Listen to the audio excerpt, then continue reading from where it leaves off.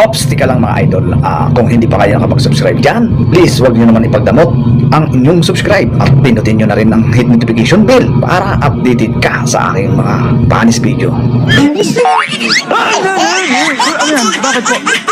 Bakit? Pizza lang po. Pinabili mo na, wala kami yung malog eh. Ay, tuwa-tuwa na pagkakapugulo na. Ay, nanda.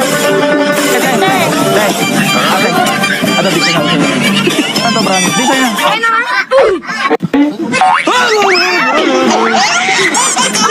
Ay, bakit? Ano ba yun? Hindi, nagpamilala ako bigas oh. Ha? Gusto mo bigas?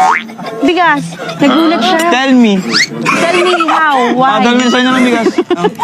Bigat yan ah. Sexy. Bigas. Oh.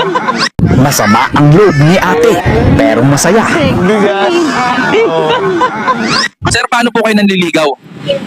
Titig pa lang, may sumisigaw na ng kuya, wag po. Sir, paano po mareresolba ang kahirapan? Iparapol ang yaman ng politiko, kung sino manalo, siya na presidente next month.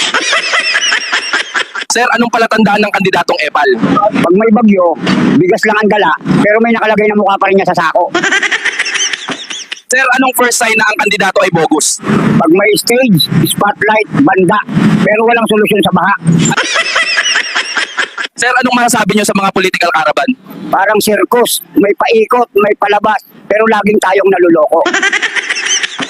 Sir Juan, para po sa inyo, anong ibig sabihin ng plataforma? Plataforma, ayan yung pangakong may expiration. Sir, anong masasabi niyo sa mga nagsusorry na politiko? Minsan ang sorry, pang-audition lang, para makapasok ulit sa eksena ng korupsyon.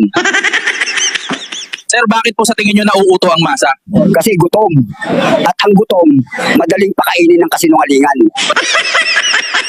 Sir Juan, anong palatandaan ng trapong politiko?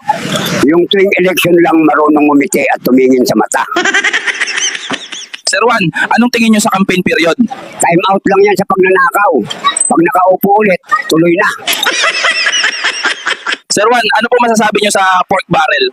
Yan yung baboy na hindi mo kinakain pero kinakain ka. Sir, kung may isang bagay ka na gusto sanang baguhin sa buhay mo, ano yun? Gusto ko lang sana, yung hindi ako laging number 1 suspect. Gusto ko sana maging number 2.